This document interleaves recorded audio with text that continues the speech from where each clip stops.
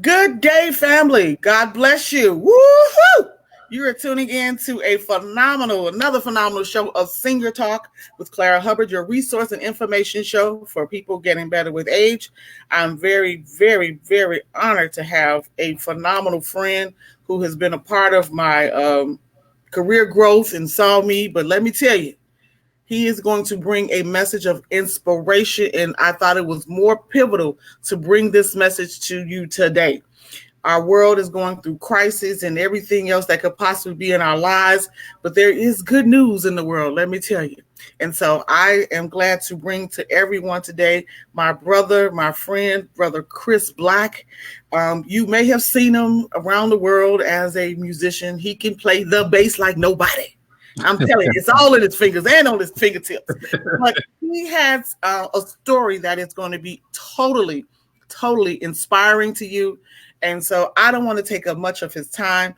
But Chris Black, welcome to Senior Talk. Good morning, brother. How are you? Good morning. I'm doing great. It's kind of early where I am in Los Angeles, but I'm doing wonderful. I'm glad that you invited me, and I want to say I'm so happy and proud of you. I've been knowing you for a while, and this is just wonderful. I've seen it, and we've talked. But yeah, this is great. Well, let me say I appreciate you, and thank you for being a part of our program. Some years ago, we touched on what we're going to talk about today. Right. But before we go into the I Am Chris Black, let's please talk about your career history. As I mentioned, you are a musician for many, many years, probably was born with a bass guitar in your hand. But tell us about your history so we can learn who you are and the growth and where you are today. First of all, I mean, I've been in music my entire life. I'm going to say pretty much my entire life. But bass guitar has been a part of my life since I was 9. I became a professional musician. I consider professional when I started getting paid to play the bass guitar when I was 14. You're not professional until you get paid, start getting paid. Other than that, it's a hobby. But anyway, that's when I started getting paid.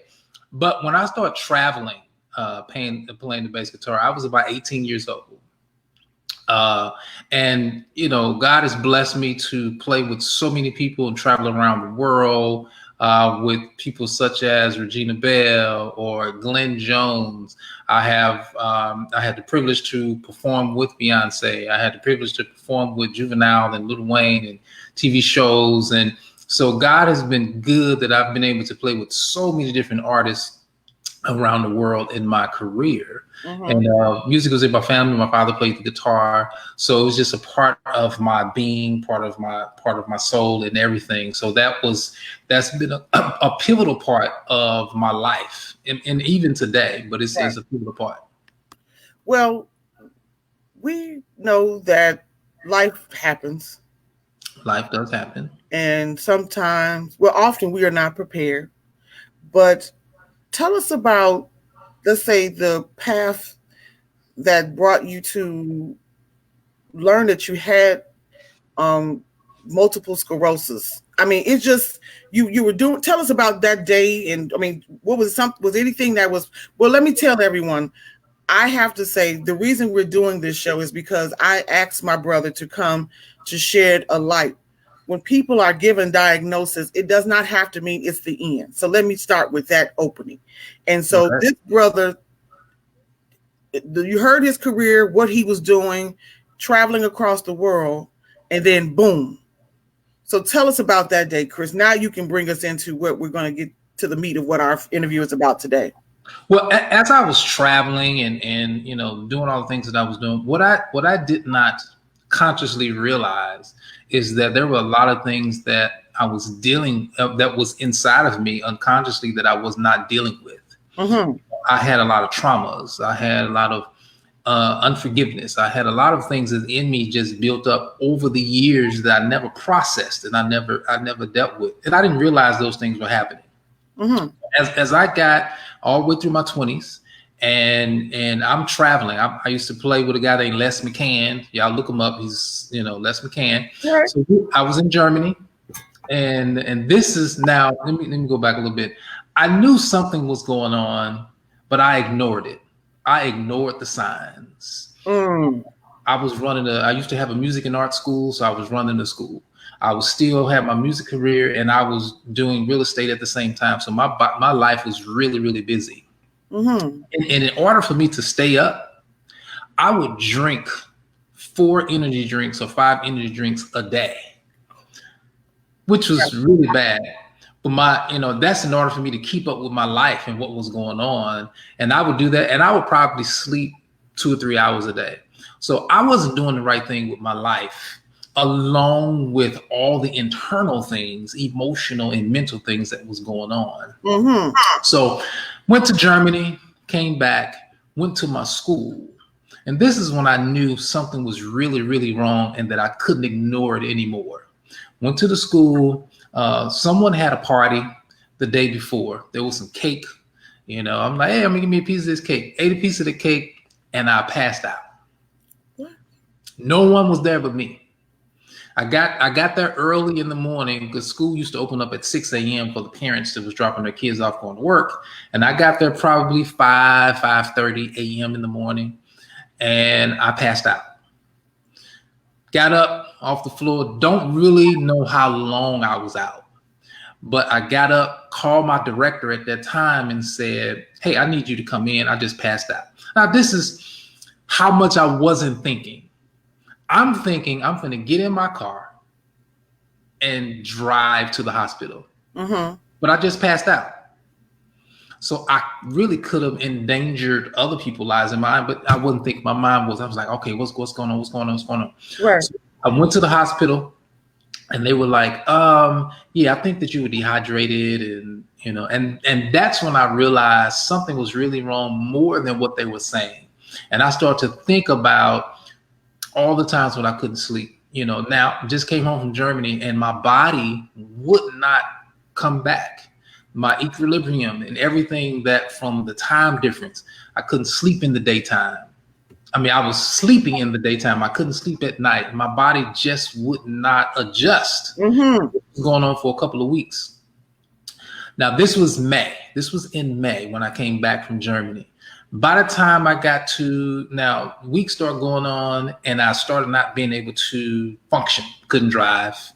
Equilibrium was so off, couldn't drive. Started getting weak. Couldn't really function and do anything. And what changed a lot, and I got really, really started getting depressed, is I was trying to eat me a bowl of cereal. I ate a bowl of cereal, picked the bowl up, taken it to the kitchen, and I dropped the bowl because it was too heavy. Wow. I was like, what is going on? Mm-hmm. Could not keep the bowl. I started losing all of my strength. So I got up a day to get a glass of water again, and I passed out again. Wow. They called the ambulance. I went to the hospital. Now, by this time, I was so weak I couldn't really walk. By the time I got to the hospital, now I'm in June. Only a month had went past. Mm-hmm. No longer walk anymore. So let me just stop. So you went to the hospital, and the first time that you fainted, mm-hmm. and they said it was dehydration. They said it was dehydration. What I didn't say, I went to the hospital 3 times, and they all pretty much said the same thing. Wow. Okay. So dehydration, they said, yeah, my white and red blood count is off, so I just need to rest. Mm-hmm. Get you some electrolytes. Go ahead and drink that. I mean, It was. And then I start throwing up. Wow. So I couldn't keep food down. I couldn't, anything like that. And they didn't know what was really going on. They just rest, kind of like that. So when I went to the hospital, I remember sitting in the hallway in the bed as they were waiting to take me back for a test. Okay. And I was like, man, what is going on with my life? What is happening right now? I had never been in a hospital. I had never been sick. Mm-hmm. I didn't know what was going on. And all I knew is I couldn't walk, and I did not have function or control over my hands anymore. So the doctor asked me to touch my nose. He was like, touch your nose. And this is what I did. Wow. I couldn't touch my nose. It was just moving all over the place.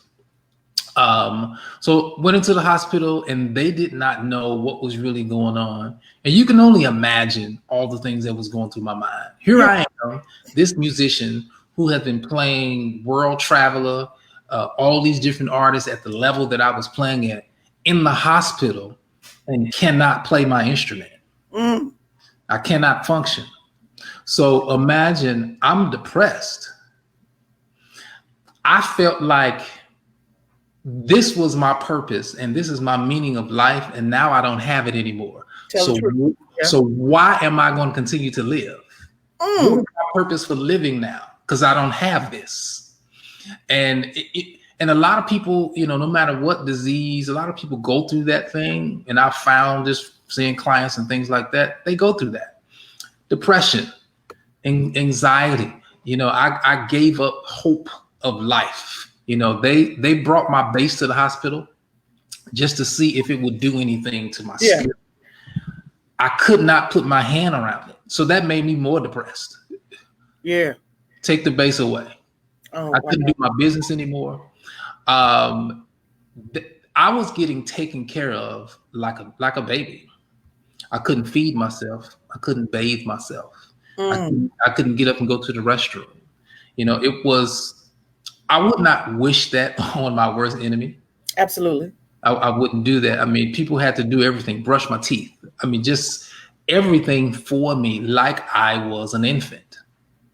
And No, go ahead. It was one of the worst things that I've ever had to, even to this day, one of the worst things I've ever had to go through in my life. And when I look back on it, I'm so thankful, and I still can't believe, you know, that time, you know, people taking care of me, people coming there, people, all the medicine they were giving me, the steroids and all those different things that was going on. Mm-hmm. So when I know it's hard to think about it, but when did that moment ignite in you to say, hey, this is not going to be who I am for the rest of my life? When did it begin? You know, as I was laying in the bed, and I was laying in the bed, and I did have a moment, and I said, this is not going to define me. That's right. You know, I'm not going to judge my circumstance by my life by my current circumstance. Mm-hmm. I'm not going to do that. And I had to go back and one of the things that helped me, a few of the things that helped me, is that as I was in the hospital, I was losing vision in my eyes. I couldn't read. I couldn't watch television. It was a whole lot going on. My body was really just giving way. Mm-hmm. But I was having dreams. Wow. My father came to my dream and said, don't do what I did. I didn't really understand it. I understand it more and more as time goes on. Sure. My mother had passed away. She came into my dream as well. And my grandmother. So that was part of the issues that I was having, is that I had all this past trauma that I was holding. My mother passed away when I was 9.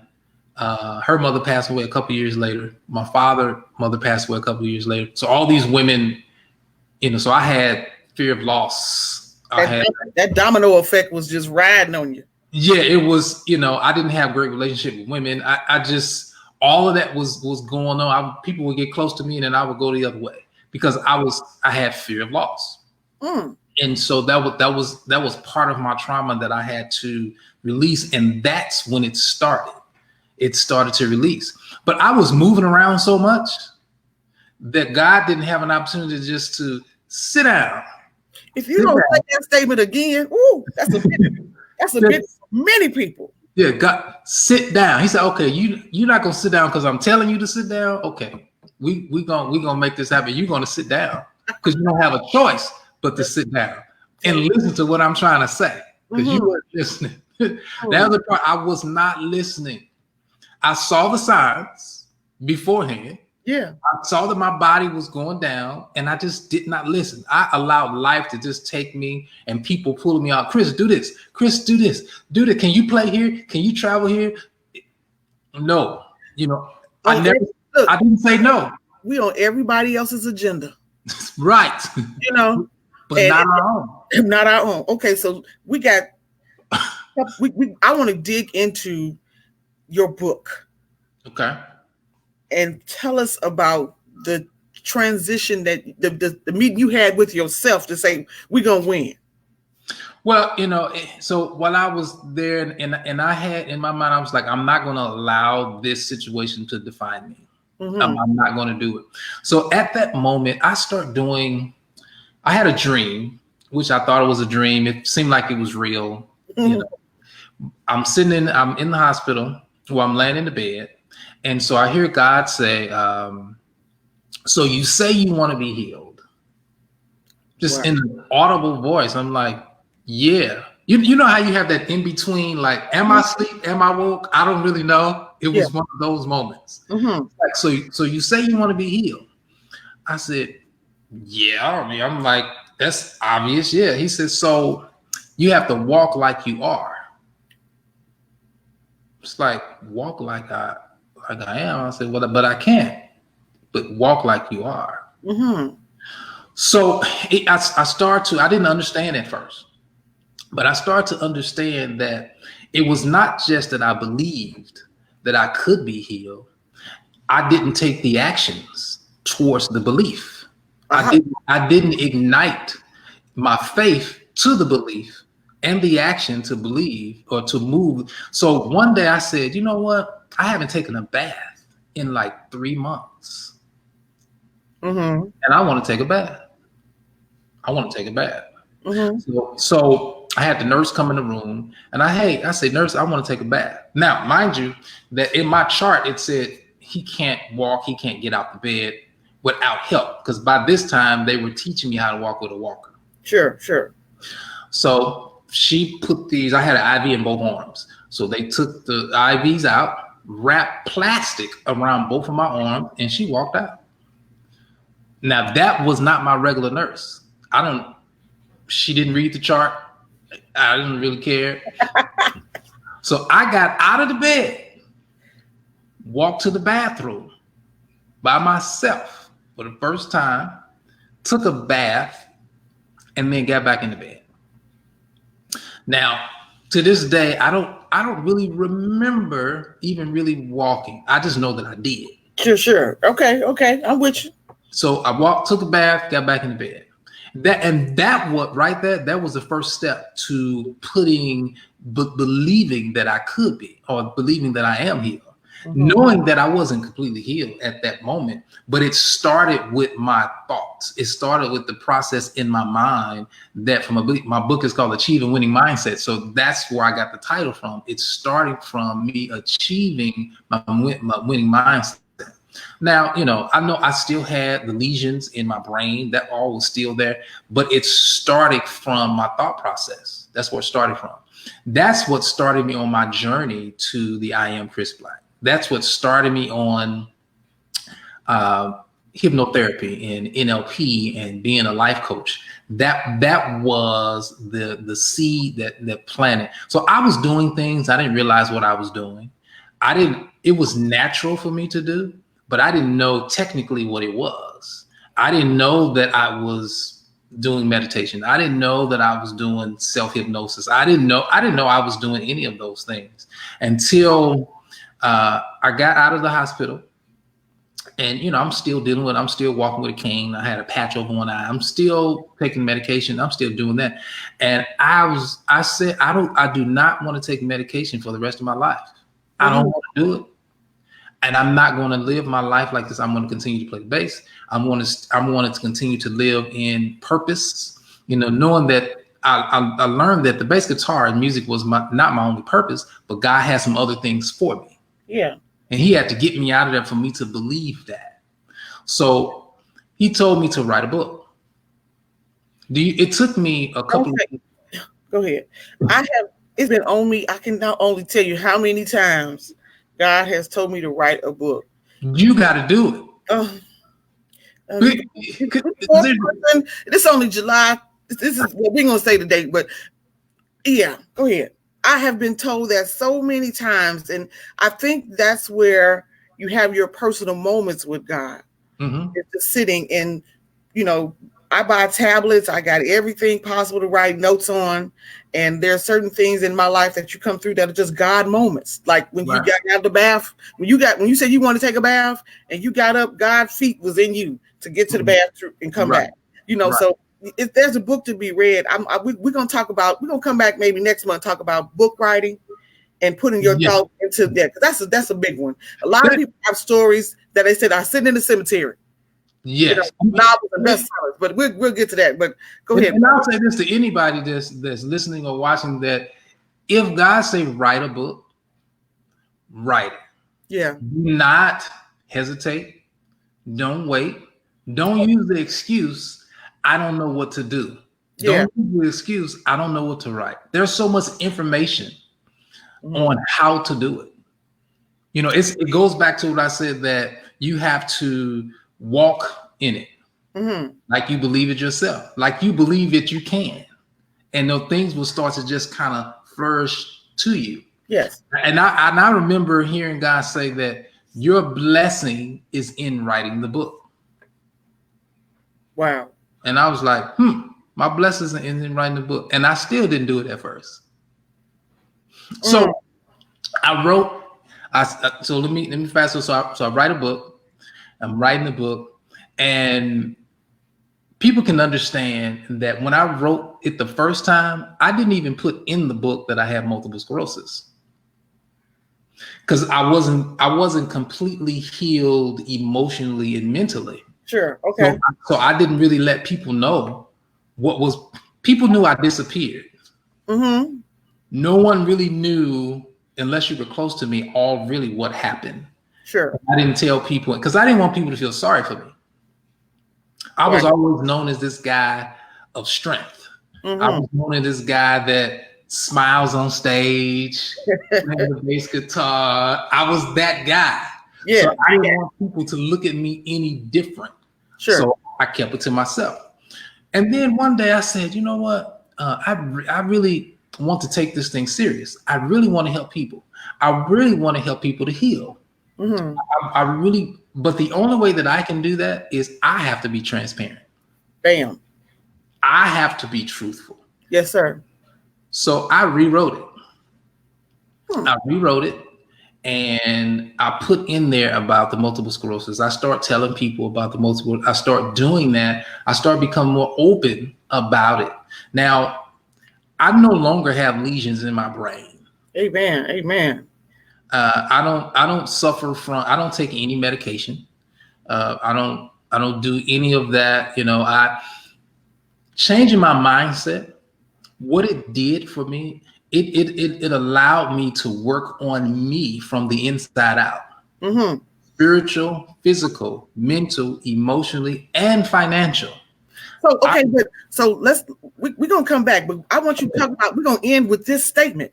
Okay. How do you, in the world that we live in, through everything, his matter, she mattered, it matters. Other people, how do you change? How do you sit with yourself and work on the mind? How do you do that? Let me say what I started doing years ago, and this is my daily routine. I get up in the morning and I meditate first. Now, my meditation starts with how thankful I am. Yeah, don't ask for nothing in the beginning. Let's be clear. Yeah, I start with I'm thankful for everything. I'm thankful for the things that we don't think that's for us, because it's for a reason. And then I meditate and I meditate, and then I do affirmations about certain things, whether it's my financial, whether it's my emotional, my mental, and I listen to me. I listen to the spirit. I listen, and then I adhere to that. Yeah. With everything. So if I'm somewhere and I could be sitting at home and I hear a voice that said, you shouldn't eat that, and then I don't. Wow. If I hear a voice say that you need to stop eating, and then I stop. Or you need to drink some water, and I do. Wow. If I hear a voice that say, hey, you need to call them, and then I do. Yeah. I become more intuitive, spiritually more intuitive to listen. And that's one of the biggest issues. And I know we don't have time to go through the whole, everything of my whole process. Don't worry about it. We're going to make this a 3-part series. So you'll be back in August. Then you'll be back in September. Don't worry about it. but having my routine every day helps me. It helped me so much to meditate every day through my multiple sclerosis. You just wouldn't believe. And most people say, meditate. No. Yes. Meditation. That meditation, and you can, if you have time, we got a couple more minutes, you can close us out on some things of meditation, because I'm telling people, you have, like you mentioned, Chris, you have to start your day in the spirit of thanksgiving. Mm-hmm. And it'll always, in most cases, it will dictate your day. Right. Time with God. People get up, we move around, brush teeth, people put on makeup in the car, all that stuff. And we have not sat and thanked God for that day. And right. I tell people, and I have a friend that I want to connect you with, because you're going to be great. My brother, Jordan Marston, he has a shirt that says TGIT. Thank God it is today. Mm-hmm. And it's a mindset. And he talks about his experience. But this is serious business. Getting in tune with the Lord for another day. Right. The first thing that I do when I wake up in the morning is I say, I am thankful for today. I'm thankful for life. I'm thankful for health. I'm thankful for strength. And then I go and say, I'm thankful for my family. And then I go down to the names. I'm thankful for my children. I'm thankful for Amber. I'm thankful for Christopher. I'm thankful for all the things that you put in my life. And I go what I'm thankful for. And then I go, I am a magnet. And I go into my affirmation. I am a magnet of love. Love is attracted to me, and I'm attracted to it. Yeah. I'm a magnet of prosperity. Prosperity is connected to me, but I'm connected to it. Mm-hmm. And then I say things like, allow my ears to hear further than what I physically hear. Boom. Allow my eyes to see further than I can physically see. So those are the things that I say every day. So even when I'm not paying attention, I still hear past the physical sense. I still see past. So that helps me along my day. And I do that every day. I process every day. I plan my day. I use this thing called workflow, and I go in, what's the most important things I got to do today? And I go down the list, and then I do something that's very, very important. That's a part of my day. Mm-hmm. 2 things. One of them is called end of day report. What you say? Don't start. Go ahead. And a part of my end of day report is the thing I put in there. What did I do today that will help my tomorrow? And my tomorrow is next month, next year. Sure. So what did I do today to help my tomorrow? Did I work on, from a financial set, did I work on my credit? Did I work on my finance? Did I tell my loved one that I love them? Tell the truth. Did I tell my children I love them? What did I do that's going to help my tomorrow and make me 1% better every day? Not just for me, but for everyone else around me as well. Great statement. That's just a little bit into how I, start my day and what I do to keep me where I am. So I'm not going back to the hospital, not dealing with those things and things like that. So let's say this. We have about a minute left. It went fast, and we're going to come back again. I need to make this a 3-part series, as I said. But what I really want you to talk about real briefly, I am Chris Black, and what your services are and how people can find you on social media. Okay, so I am Chris Black is my website, and I call it I am Chris Black. It's all of me. So my services is I am a life coach. I am a multiple sclerosis health and wellness coach. That's the thing what I do. But any type of autoimmune, but I help with trauma with clients. I help people to get from one point to the next, no matter what it is that they're dealing with. Mine's with multiple sclerosis. You may deal with death. You may deal with cancer, whatever that it is. But that's what I Am Chris Black is about. And in there, I have a program called Master Your Life. Master every part of you. So it's a 3-book series, and that's what I use. Really, it started for me to help master me. Okay. So Master Your Life. I have Master Your MS. So all of that, if you go to I Am Chris Black, my book is there, Achieving Winning Mindset.